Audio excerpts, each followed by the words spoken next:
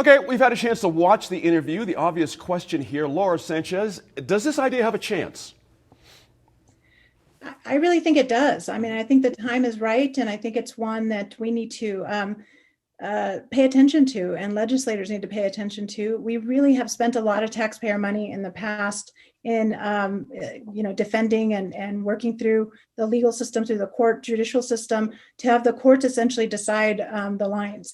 And that's because the maps that come out end up being so partisan, one way or the other. There's so much infighting, and they really can't agree to anything that's reasonable. And so you have to have a court to come in and make a decision, and that's very, very costly. So I think that this is an important approach that needs to be considered, and hopefully it will prevail in terms of a bill that gets passed this session.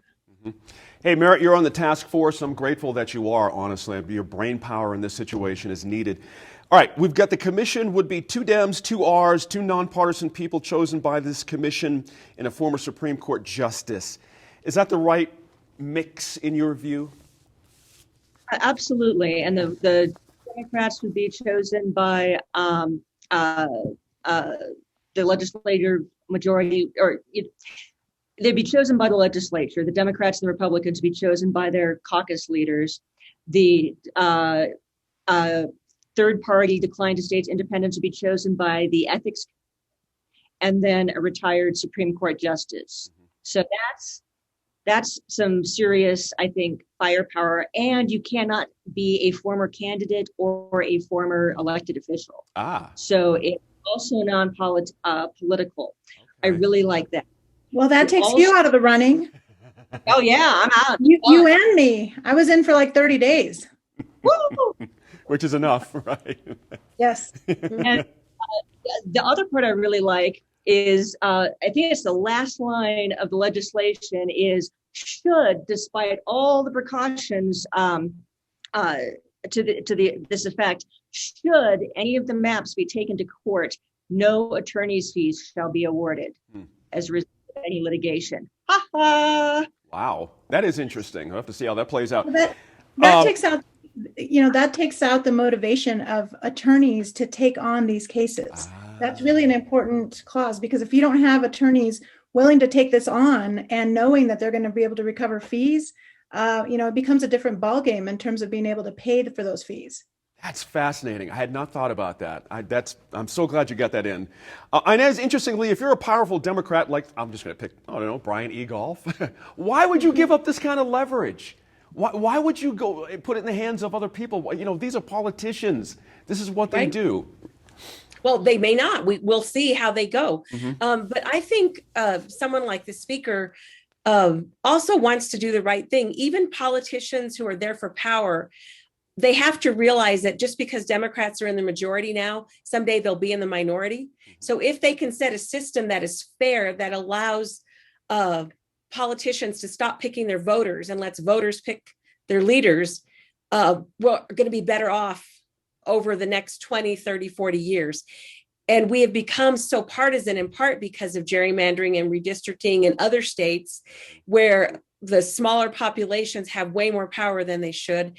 And we've got to fix it. So even if you're giving up some of your power, that means it's going to be better for everybody. And we hope that leaders like Speaker Egoff and Republican leaders all believe that we have to do what's best for voters and for citizens, not just for themselves.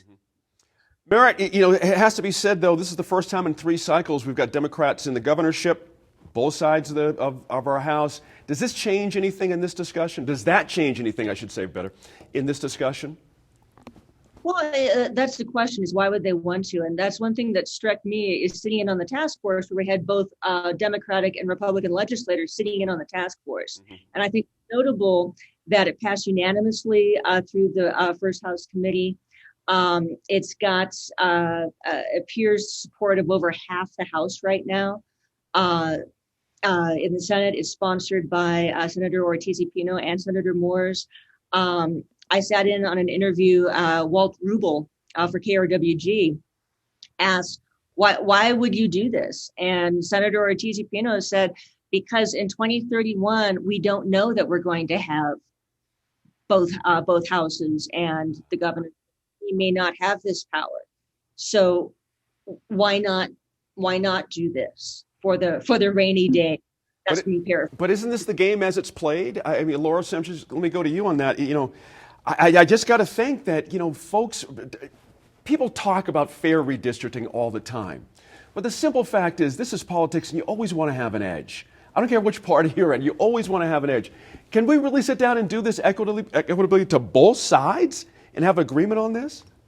Well, look, I think that this is the way it's been done, or not the commission, but the way it's currently been done has been the way in New Mexico. I don't think that's necessarily the best way or the only way. Gotcha. If you look at other states, they do it differently, and they do consider other communities in terms of they talked about in the interview the dilution of voting power. That's a huge issue around minorities in particular. And there's a lot of games playing going on. And I'll give you an example. Even legislators from one house or the other, and I'm not going to name names, but let's just say that if there's an open seat and a legislator who perceives they may want to run for that seat is just outside the boundaries, they'll do what they can to get into that seat so that now they're able to run for an open seat in the other house without too much, now you're an incumbent running, but you're not really, it's a new seat for you, but you've just drawn yourself into that seat. That has happened multiple times in past districts. And that means that a person who didn't live in that district previously, had no ties to that community per se, suddenly was able to, insert themselves into it. And people who may have wanted to run or had the ability to run or had been community leaders there aren't able to do so because they're now facing essentially an incumbent, somebody who's already got a war chest of funding to pour into this new race.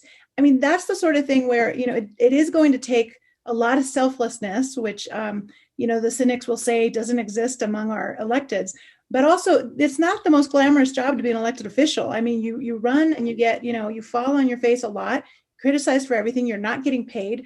It's not a super glamorous job, but at the same time, I think there's a lot of prestige and status that comes with it. And they need to be selfless enough to realize long-term, what does this mean? And how do you want New Mexico to be represented? Do we want new voices? Do we want those seats to reflect the community? Or do we want just people who have been in power to remain in power for generations without any new voices or, new ideas to come into it? And this impacts women, people of color, people in the intersection of females and minorities. And it's all about trying to look, be forward thinking in terms of determining these lines. Great way to finish. Good segment there. Thanks again to all of you. I'm back in a moment with some final thoughts.